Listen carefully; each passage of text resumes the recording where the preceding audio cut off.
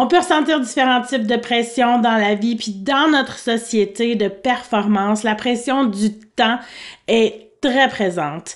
En tant que gestionnaire de programme jeunesse, tu as probablement déjà vécu ce sentiment-là de dire « Seigneur, j'ai pas eu le temps de faire telle ou telle tâche dans ma journée. » Mais pour que tu restes en contrôle de tes journées, je te livre dans cette vidéo 3 astuces simples que tu peux faire pour gagner du temps.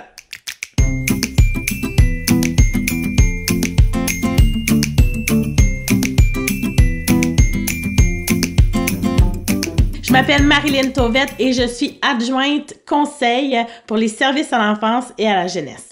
Mon objectif, c'est d'appuyer les directions de programme et d'appuyer les coordinations de programme à se sentir à l'aise dans leur poste en tant que gestionnaire de services de garde en petite enfance et puis à approfondir leur gestion administrative et leur gestion d'équipe. Parlant de gestion, parlons de gestion de temps et d'efficacité, je t'invite à télécharger mon guide gratuit qui s'intitule « Voici pourquoi ta to-do list est en réalité ta pire ennemie ». Je te l'offre gratuitement et puis ça va t'aider dans ta gestion de temps. Tu vas pouvoir le télécharger, le lien est juste en bas de cette vidéo. Bon, en réalité, je suis pas vraiment magicienne, hein? Je peux pas vraiment faire apparaître du temps. Tout le monde n'a que 24 heures dans une journée. Puis, il faut faire avec. Mais dans le fond, moi, ce que je veux présenter dans cette vidéo-là, c'est comment tu peux aller chercher du temps à certains endroits pour vraiment pouvoir le réinvestir ailleurs de façon efficace. D'abord, dans un poste de gestion en petite enfance, on reçoit beaucoup d'informations. Puis, dans le fond, on passe beaucoup de temps sur la boîte courriel à gérer cette information-là qui rentre. Mais moi, je vais t'amener à voir la boîte courriel comme une boîte aux lettres. Oui, mais aujourd'hui, on reçoit beaucoup d'informations de façon instantanée, on doit le traiter. J'ai demandé à ma grand-mère combien de fois par jour elle allait à la boîte aux lettres quand elle allait chercher son courrier, puis elle m'a répondu 1 fois par jour. Je suis pas mal certaine que tu ne vas pas plus qu'1 fois par jour chercher ton courrier physique à la boîte aux lettres de ton quartier. Ça devrait être la même chose pour les courriels. Oui, avec l'instantané du courriel, on a cette pression-là de répondre rapidement, de les traiter rapidement, sauf que, en bout de ligne, c'est vraiment quelque chose qui va gruger du temps dans ta journée. Fait qu'à partir de maintenant, tu vas t'établir un temps. J'ai fait 2 doigts, mais tu vas t'établir un temps pour pouvoir aller traiter les informations de ta boîte courriel. Puis encore là, je t'invite à le voir comme une boîte aux lettres. Quand tu arrives avec ton courrier à la maison, tu vas pas nécessairement traiter de A à Z chacune des lettres que tu reçois. Tu vas faire un tri. Est-ce que c'est de la publicité que tu vas mettre dans le recyclage? Est-ce que c'est quelque chose que tu dois payer, mais tu n'as pas le temps de le faire maintenant, donc tu vas le mettre dans un coin où tu vas le traiter plus tard, qui va être tes actions à faire? Est-ce que c'est seulement l'information que tu dois garder pour tes impôts ou pour d'autres actions? Puis là, dans ce cas-là, tu vas classer au moins l'information. Fait que c'est un peu la même chose, hein? Des fois, on s'attarde dans notre boîte courriel, puis là, on les passe un par un, puis on fait toutes les actions qui ont attrait au courriel qu'on a reçu. Mais il faut vraiment voir ça comme une boîte aux lettres, une boîte d'informations. Puis, quand tu choisis un temps pour aller à la boîte aux lettres, à ta boîte courriel, ben tu la vides le plus possible en traitant l'information. Est-ce que c'est quelque chose que tu classes? Est-ce que c'est quelque chose que, oui, il va y avoir une action à faire, mais je vais pas le faire maintenant.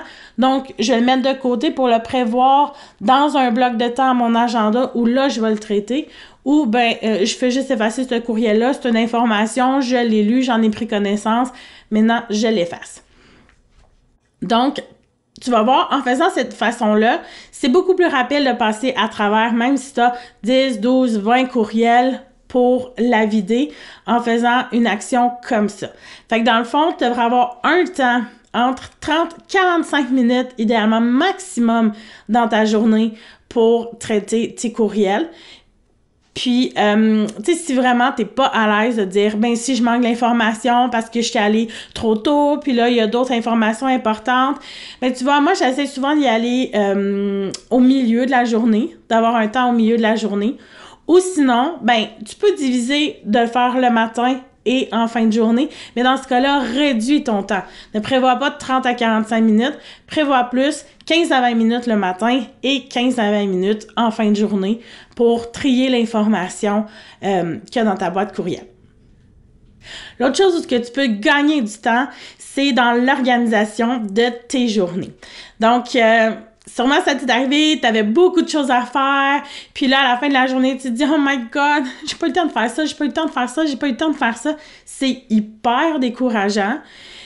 Puis en bout de ligne, tu te dis « Mais où est-ce qu'il était passé mon temps? » Moi, ce que je te propose de faire, c'est d'organiser tes journées en fonction de 3 priorités. Donc, 3 priorités que tu dois traiter dans ta journée. Tu le prévois dans tes blocs, tu passes au travers ces 3 choses-là. Habituellement, pour vrai, vu qu'on a 3 choses à faire, qu'on a décidé stratégiquement, des choses qui sont essentielles, des choses qui sont importantes, on va passer au travers. Puis souvent, il va rester du temps. Mais au moins, ces choses-là vont avoir été hyper importantes. Puis à la fin de la journée, tu vas te dire, OK, mais j'ai fait ça qui était essentiel. Puis j'ai eu le temps de faire ces autres choses-là.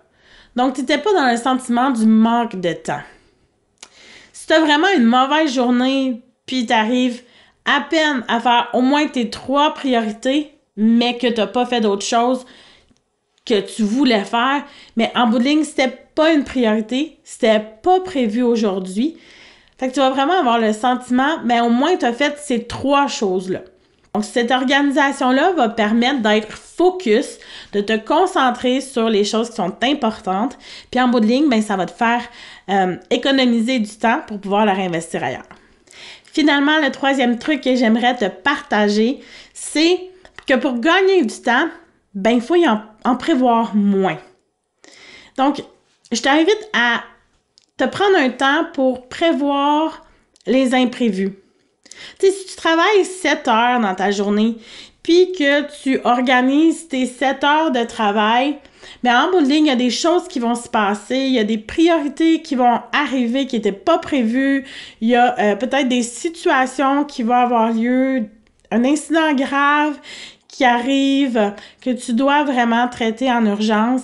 Puis là, ça va faire que tout va déborder, tout va faire comme une grosse boule de neige parce que ton temps était déjà prévu, puis là, tu es débalancé par quelque chose qui arrive. Donc, si tu travailles, par exemple, 7 heures dans ta journée, puis je sais que ça peut varier en étant en direction gestion, mais je prends ce modèle-là pour t'expliquer. Ben, prévois 6 heures de travail, puis 1 heure d'imprévu. Donc, 1 heure que tu peux bouger à travers ton calendrier la journée pour répondre aux besoins qui tombent dans ton assiette de façon imprévue, pour gérer une urgence. Fait que, tu sais, oui, ça va déplacer des choses que tu avais organisées puis tout ça, mais en bout de temps, ça va pas nécessairement empiéter sur ton temps. Ou en tout cas, ça va moins empiéter sur ton temps parce que tu vas avoir laissé 1 heure de possibilités de gestion d'imprévus.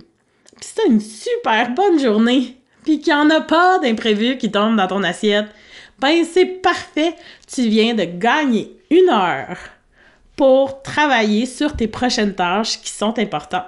En résumé, dans cette vidéo, je t'ai présenté 3 astuces pour gagner du temps dans tes journées. La première, c'est d'aller voir tes courriels seulement 1 fois par jour, puis le traiter comme une boîte d'informations, comme une boîte aux lettres.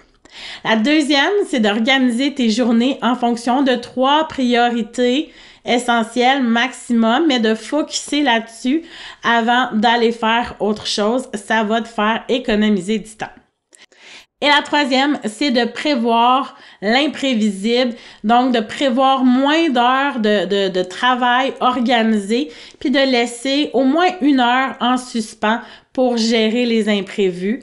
Puis, ben, tu as 1 heure de surplus, dans le fond, pour faire autre chose si tu n'as pas d'imprévu.